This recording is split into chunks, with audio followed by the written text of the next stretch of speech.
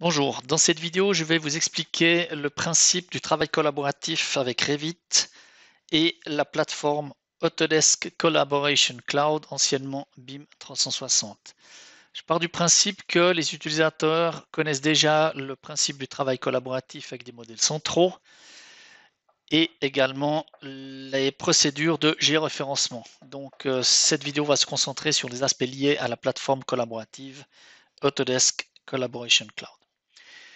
Dans cette étape-là, on va voir le flux de travail de la maquette architecturale qui va bien entendu servir de référence aux maquettes techniques. Donc, dans un premier temps, ici, on va créer le premier fichier Revit. Donc, on crée à partir d'un gabarit. Et à ce moment-là, on va l'enregistrer sur la plateforme à l'aide de la fonction collaborer sur le cloud. Automatiquement, une fois que vous avez fait cette opération de collaboration sur le cloud, le fichier Revit est publié automatiquement dans un espace de publication et génère ici une version 2. Ensuite, pour que cette maquette devienne accessible aux autres équipes de travail, vous devez, via le module Design Collaboration, partager votre maquette. Ensuite, vous pouvez simplement sauvegarder votre travail. Ici, on a l'utilisateur Revit. Tout ce qu'il va faire ici au niveau des sauvegardes ne sera sauvegardé que sur sa machine. Donc, lorsque vous sauvegardez, il n'y a aucune mise à jour sur Collaboration Cloud, respectivement BIM 360, que j'utiliserai à partir de maintenant par simplification. Pour que les modifications soient poussées sur BIM 360, il faut utiliser la fonction de synchronisation. À ce moment-là, tous les éléments qui ont été modifiés vont être poussés sur l'espace ici de BIM 360. Cet espace, ce fichier n'est donc pour l'instant que visible des utilisateurs de Revit et pas des utilisateurs de la plateforme. Ensuite, on continue à travailler, on fait des sauvegardes locales. Et cette fois-ci, on va, en plus de la synchronisation qui va donc remettre à jour le fichier dans l'espace de synchronisation de BIM 360, on va en plus utiliser ici une fonction de publication qui va prendre ce fichier-là et le pousser plus loin dans l'espace de publication ici. Et à ce moment-là, ça génère ici sur la plateforme BIM 360 une version 3.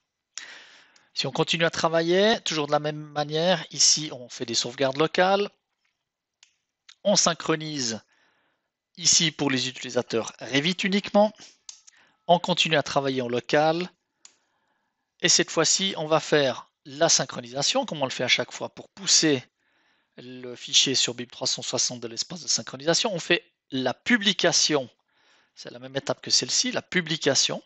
Donc on génère ici une version 4, et on va régénérer un nouveau fichier de partage pour les autres équipes de travail, à savoir par exemple les bureaux d'ingénieurs CVSE.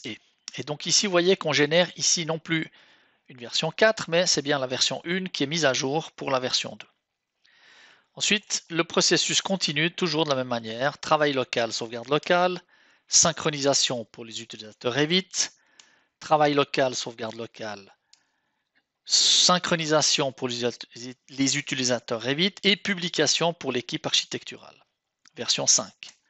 Et ainsi de suite pour arriver de nouveau sauvegarde, synchronisation, sauvegarde et de nouveau ici sauvegarde, publication et partage. Donc ici on voit bien les différentes étapes qui viennent se mettre dans ce flux de travail. Maintenant, qui voit quoi?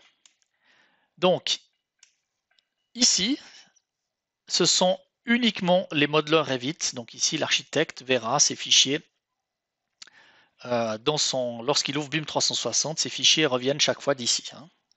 Quand il synchronise, il ouvre, il synchronise. Et il n'y a que ici le modeleur de l'architecte qui verra ce fichier-là. Les autres ne voient rien. Cet espace-là est invisible. Le seul moyen d'avoir un fichier, c'est de l'ouvrir depuis Revit. Donc ça, il n'est pas visible en tant que tel, ni sur BIM 360, ni sur Revit, si ce n'est de l'ouverture depuis Revit, ça c'est possible. Ensuite, les fichiers qui sont là, ils sont consultables sur BIM 360, ici, donc c'est l'espace jaune qui est là. Donc n'importe qui a accès à BIM 360 et qui a les droits de voir les dossiers de l'architecte, donc l'équipe d'architecture, verra les fichiers ici en consultation. D'accord? Donc on ne va pas pouvoir travailler sur Revit directement sur ce fichier-là, on travaille toujours avec celui-ci. Et finalement, le dernier espace qui est l'espace de partage, vous voyez ici, tout le monde, toutes les équipes ont le droit de visualiser les fichiers qui se trouvent là. Ça, c'est le flux de travail architectural. Maintenant, on va se concentrer sur un flux technique. Ici, en l'occurrence, on va s'intéresser à la partie électrique, mais ce sera valable ce qu'on va voir pour toutes les autres techniques. J'ai laissé en fond de plan ici les fichiers de l'architecte du flux d'avant. Donc, qu'est-ce que va devoir faire le technicien? Va devoir faire exactement la même chose au début, à savoir créer un premier fichier de partage sur son ordinateur, l'uploader en fait sur BIM 360. Donc, le fichier de synchronisation va se créer et automatiquement, le fichier de publication va se créer ici également. Version 2. Et ici, manuellement, il va falloir charger ici, partager le fichier. Qu'est-ce que va faire ensuite l'utilisateur? Il va sauvegarder ce qu'il vient de faire et il va aller chercher en lien la maquette architecturale qui va lier ici à son fichier à lui. Et donc c'est bien dans l'espace de partage qu'il va aller chercher le fichier de l'architecte et non pas dans l'espace de publication. Ça c'est très important.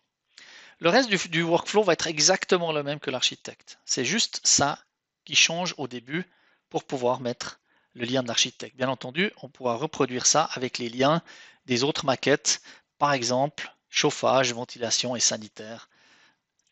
Voilà. Donc ici, on sauvegarde, on synchronise. Donc la même chose, le fichier vient se synchroniser ici dans l'espace de synchronisation. On fait des sauvegardes locales, on synchronise, on publie pour notre équipe de travail. On sauvegarde, on synchronise, on sauvegarde, on synchronise et on partage. Bien entendu, ces fichiers ici sont disponibles aux autres équipes. Typiquement, le chauffage, ventilation sanitaire peut venir récupérer également en lien ces maquettes-là. Ce qu'il faut voir ici, c'est que le lien ici, il n'a plus besoin d'être rechargé. Vous voyez ici, il n'y a pas l'icône de lien manuel à faire. En fait, c'est simplement toujours le même lien qui se fait ici et le versionning se fait tout seul. Donc vous n'avez pas besoin de vous soucier est-ce que la version est à jour ou pas. Elle le sera forcément puisque ce lien ne change jamais. Donc on continue à travailler ici. Synchronisation, sauvegarde locale, synchronisation publication, sauvegarde locale, synchronisation, sauvegarde locale et partage. Il y a tout au long du flux ici, ce lien qu'on a fait ici au début, il n'y a plus besoin de le refaire, jamais. Voilà, j'espère que cette vidéo vous sera utile. Il y a encore la même chose ici, visible par le modeleur Revit, bien entendu. Ici, il n'y a que le modeleur Revit de l'équipe de l'électricien qui va voir.